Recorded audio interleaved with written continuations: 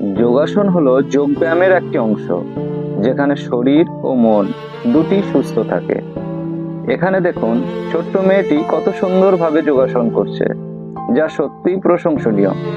তার যোগাসন দেখে বোঝা যাচ্ছে যে সে কঠোর পরিশ্রম করেছে। তার ভবিষ্যৎ সুন্দর হোক, এই আশা রাখছি।